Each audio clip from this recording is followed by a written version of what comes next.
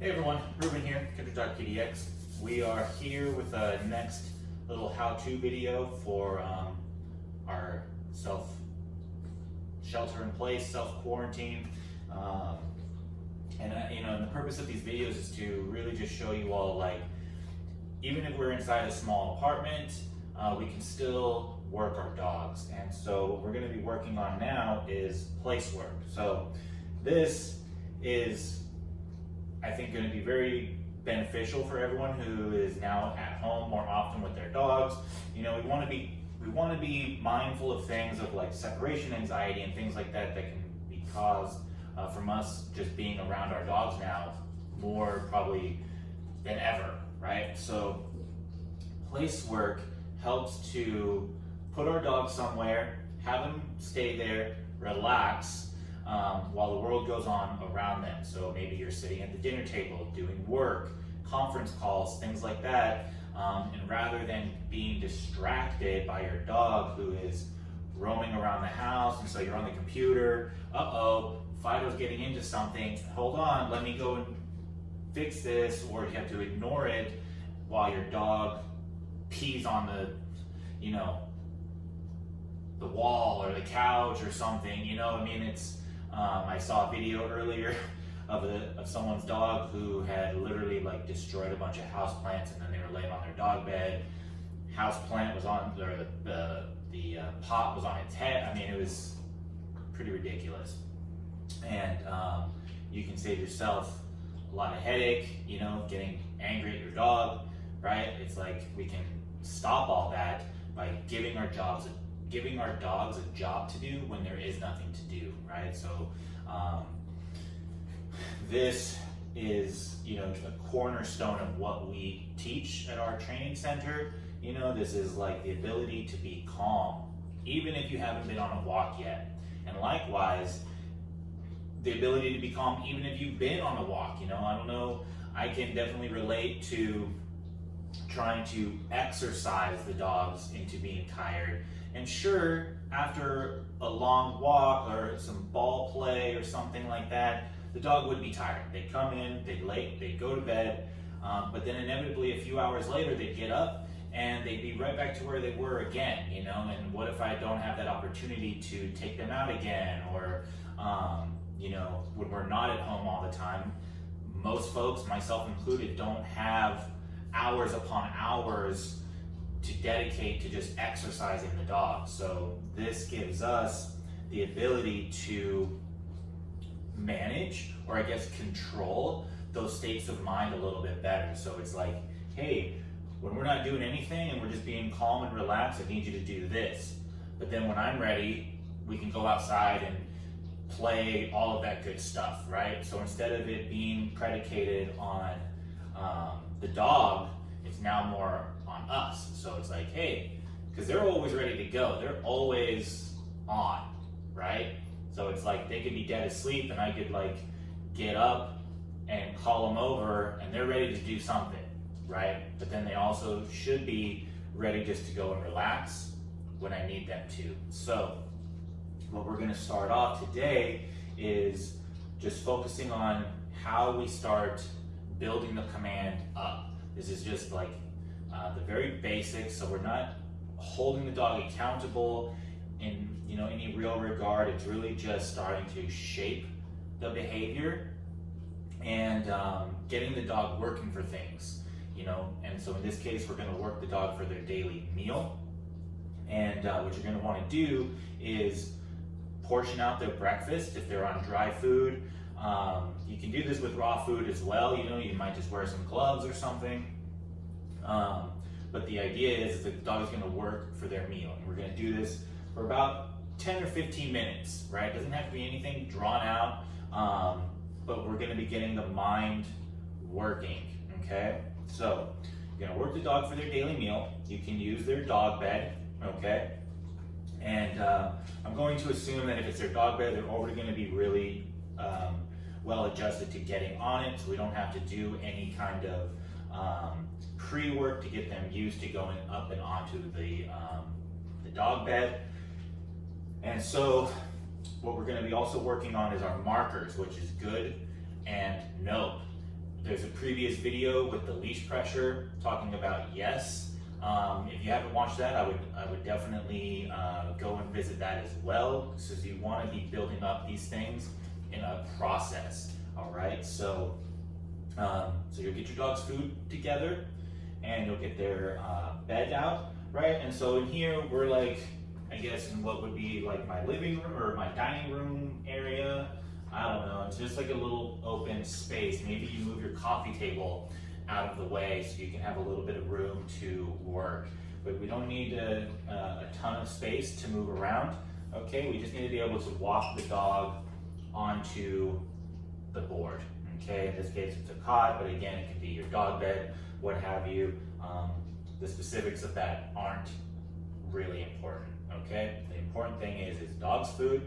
We got a leash on the dog, and then we're going to be building up the markers, good and yes. All right, so here we go.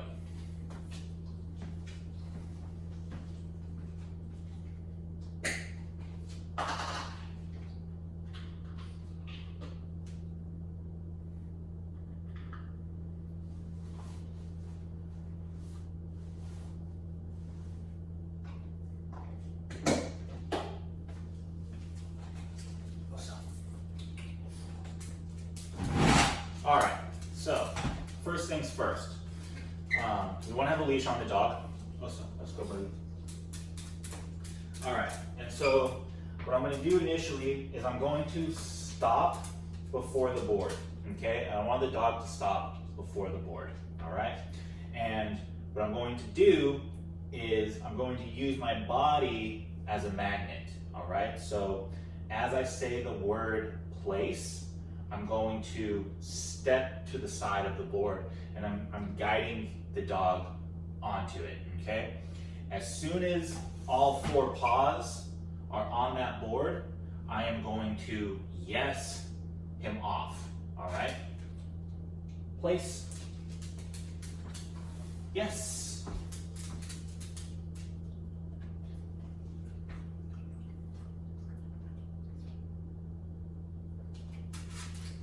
Stopping him. Place. Yes.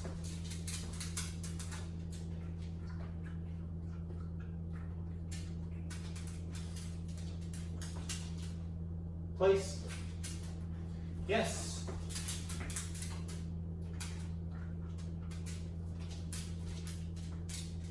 Place. Yes. So I caught myself. And so there's a couple things that you want to think about. So I like to hold the leash in my right hand, okay? Because I want to eventually fade away from needing to step to the board. And so what I'm doing here is, as I'm saying place, I'm using my hand almost like a boomerang action, or you throw a frisbee some kind. And so I'm like frisbeeing the dog onto the place board, right? Place. Yes. And if you caught that, so my leg moves, right?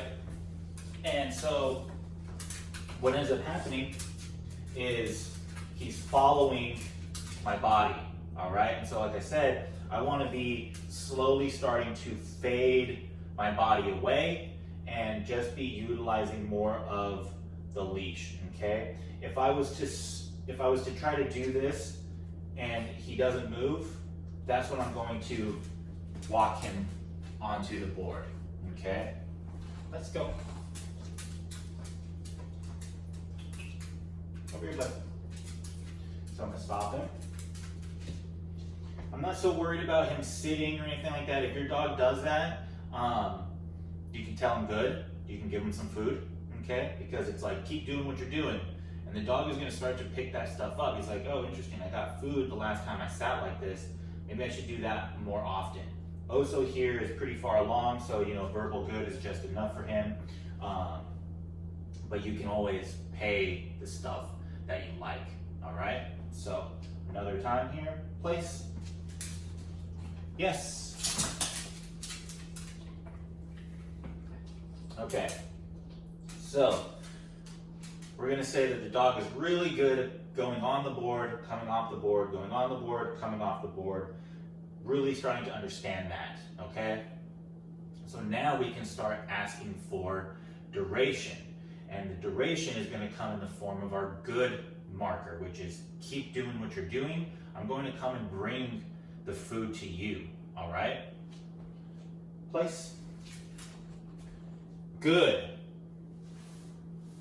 And then the food comes out, right? It's very important that you first just mark that and then you pay. It doesn't need to be like good and then like giving them food right away. You know, it's marker first and then reach in your pocket, grab the food.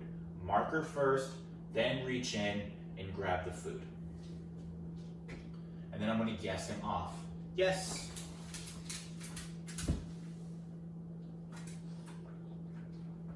So one more time. Place.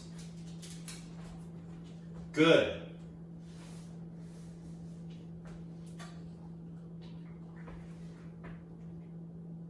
Yes.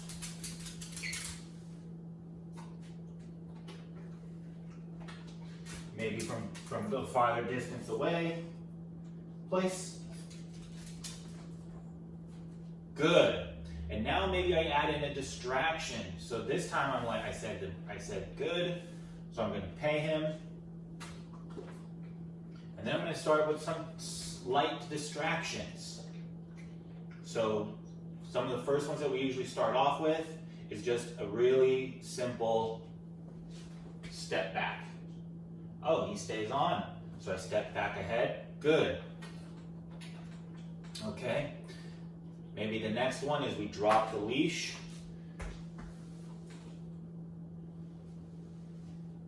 Good.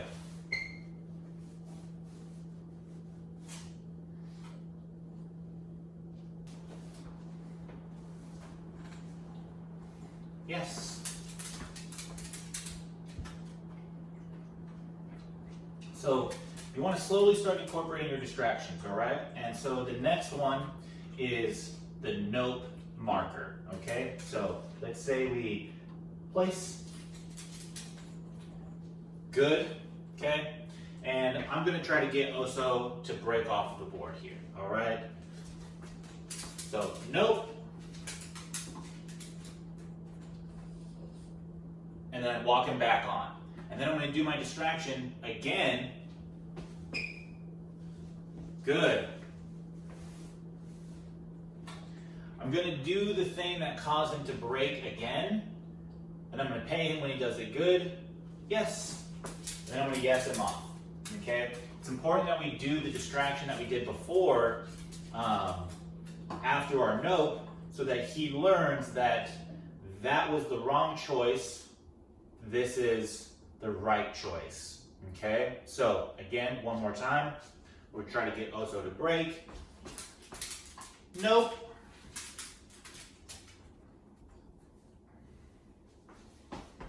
Good. So real quick right there, right? So when I say nope, I'm actually also stepping into the dog, which is applying spatial pressure, okay? This is also communicating to him that I need him to stop what he's doing and go back to what he was just doing. So the nope, followed by this, is giving him information. And then if I need to, I will continue moving forward, guiding him with the leash back onto the board. Maybe all the way to the front if I really needed to. But that's super important, right? So, and we're slowing everything down, right? So it's not like nope, and then we're trying to rush to get him back on. It's just a simple nope, mark that moment in time, step in, dog goes back on his own, I release that pressure, right? If I keep stepping into the dog, even after he has completed what I needed him to do, that's sending the wrong information, okay? And actually could be confusing the dog in that moment. So it's very important that when you step in, you release that pressure as soon as the dog has gone back onto their board. And that's gonna be something that you do all the time. I mean, it's like always, nope, step in.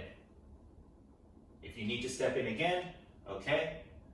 But you don't want to be like, nope, and rushing, because that's chaotic. And then what that speaks is that you're not in control, okay? So after I've done the distraction, the dog has stayed put, he went back on, I do the thing again, yes. Then I can yes him off of the board, okay? Now if your dog gets really good with this, you know, you can start to have a little bit of fun with it, right? If your dog is really good at following the food, place. Good. You can start working on those sending to places. Yes. Place. Yes. Place. Good. Do walk arounds. You can open doors. Good. Yes. Place. Good. All right, folks. So that is like the essential beginning steps of practicing place commands. So we'll probably come out with a part 2 for this. So this is part 1, and I would spend a few days, a week doing this, right? Just get this really good. Get to be able to send your dog to place. Every time they come off, you're just going to say nope. You're going to pick up the leash and walk them back. Okay? It's just real simple. And like when you put the dog on the place, I like to lay the leash down, right? So that if they get up, I can easily grab the handle and walk them back, okay? So, again, this is just the very beginnings of teaching the place command, okay? And this is gonna be huge. I didn't mention this before, but this is huge for impulse control practice. You know, you don't want your dog to rush the door. When guests come over, do this, right? Because this is gonna help you and keep them from possibly running out the front door and into the street and getting hit by a car. I mean, we hear that stuff all the time. Luckily, the dog avoids getting hit by a car, but the owner is frantic because they're watching their dog run away and not coming back when called. So this is really huge for just that safety aspect of it all. But then likewise, it's like you could have your dog on place while the kids are moving around. You know, maybe your dog gets too amped up when the kids are running around and it starts wanting to nip ankles, right? Place work with the kids moving around over here can help show the dog that they don't have to worry about this stuff, right? What if they're doing that behavior because it's a herding kind of thing, and actually what they're trying to do is stop the kids from playing, you know, but it's not the dog's place to tell the kids that they can't play. The human parent, would be the one to tell them that, not the dog, right? So this is how we can start creating boundaries for our dog, you know? So place work, the beginning steps of it, work it for about a week or so, and you know, I would even love to see some updates on what you all are accomplishing during this time. All right, so anyways, if you have any questions about it, definitely feel free to get in touch with us, and we can chat about it. All right, happy training.